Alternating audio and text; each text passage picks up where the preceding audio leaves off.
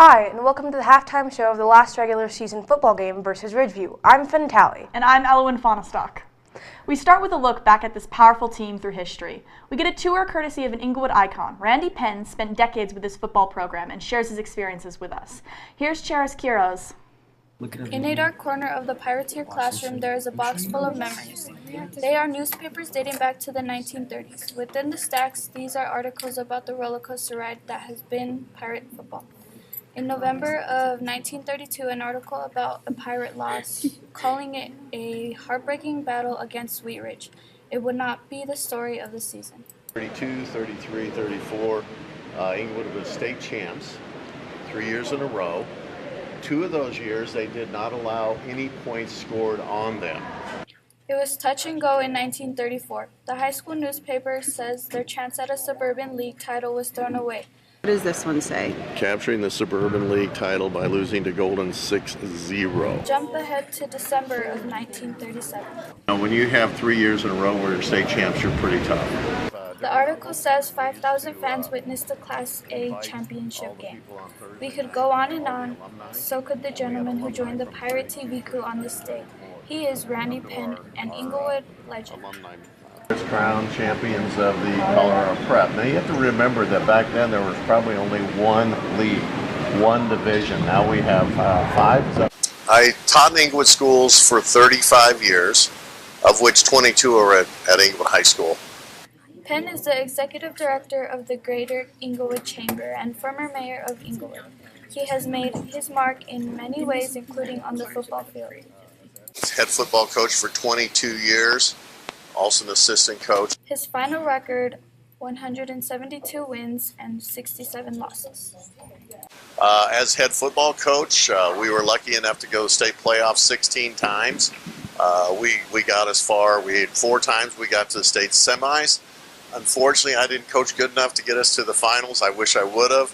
But, we still had a good year. He was an assistant coach with the Pirates the last time the team made it to the state. The last year was 2013. Coach Graves was the coach. We went up and played Glenwood Springs in the playoffs. We went in 2012 and 2013. You will see Penn in the stands at football games now. It is his passion. He is still watching the current team in awe. He gets one of those things that... they're beating the teams that they should beat.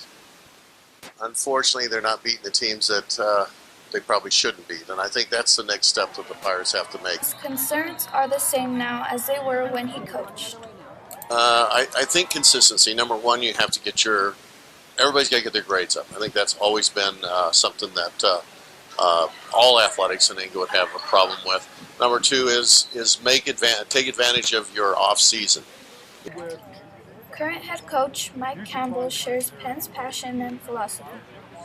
Campbell is one of Class 5A football's longest tenured coaches. Penn says to make a team a contender at the state level, you've got to have a commitment, and that comes from the seniors on the team. Everybody pretty much got other people going, and so it's a commitment. I think one of our statements was, what is the other team doing? Are you doing more than your other team? And I think we live by that a lot. Penn says you don't make other people commit. It has to be a part of your heart. After nearly 4 decades rooting for the Pirates, this team has Penn's heart. The Englewood Band once again qualified for state and will head up to Pueblo to compete. We caught up to a musician and band director, Phil Emery, to talk about this season. Casey Cheatham has more. The marching band tunes up in July and begins weeks and weeks of early morning practices. Musicians must learn marching positions and perfect music. This year has been very intense for the marching band and all the kids involved. We started in early July. We've put in several hundred hours of work, and we have a pretty good product to show for it. We're very proud of all the work, but we're ready for the end. He's excited that their hard work has led to this big moment. So we've done several competitions that don't necessarily relate directly to state, but we have our regional last week on Monday was the qualification process to get us to state, and there are regionals that take place in every region, 5 different regions in Colorado that qualify bands into state, which is in Pueblo next Monday. Englewood is steeped in musical tradition with district and state wins going back to the 1930s. They hope this is the next win. I'm proud of the attitude that we have in our group, and I've said this to them before. This is the first year that we haven't had any kids with significant attitude problems. They're very committed. They're humble about what they're able to do, and even though we're a young group, we're achieving at a very high level.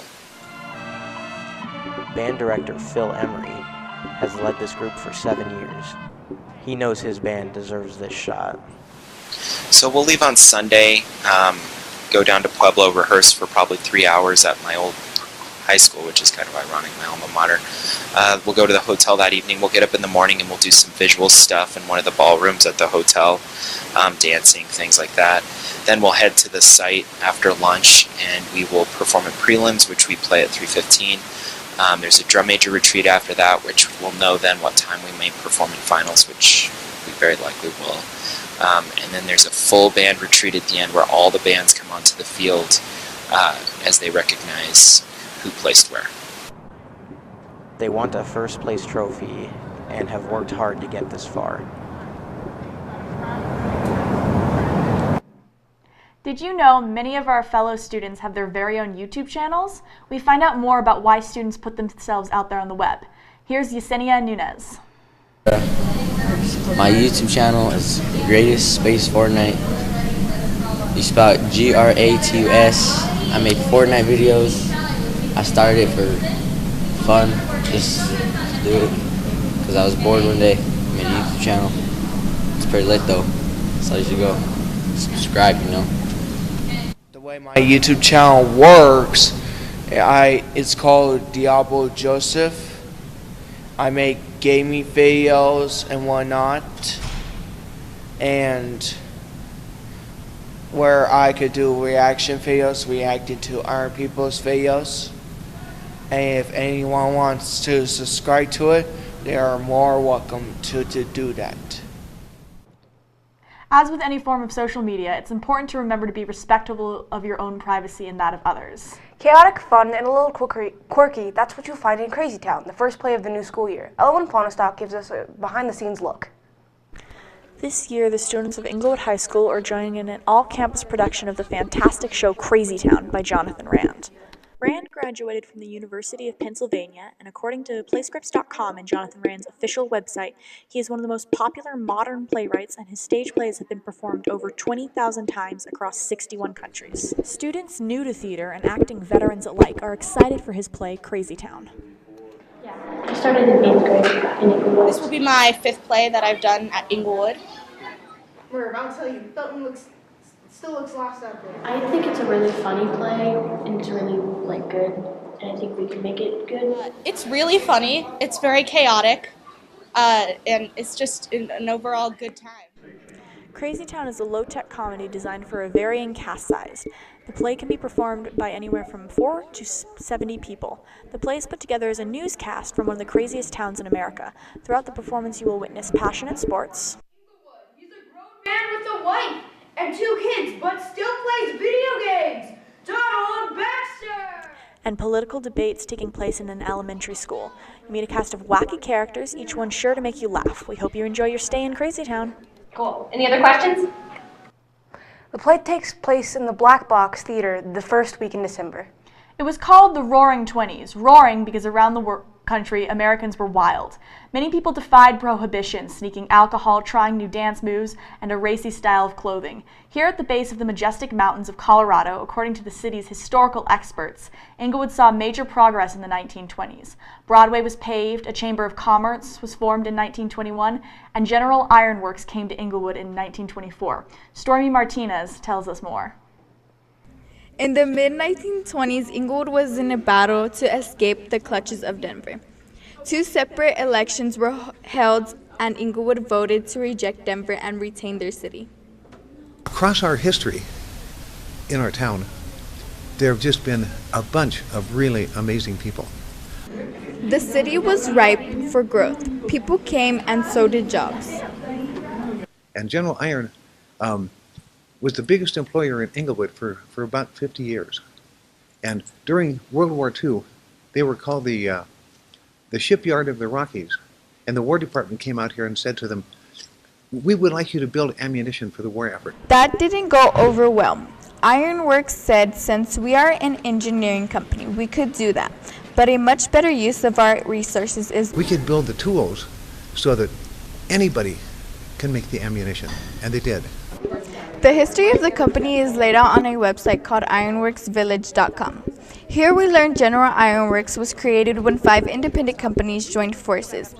On the 17-acre site, the plant primarily produced mining equipment and employed 250 workers.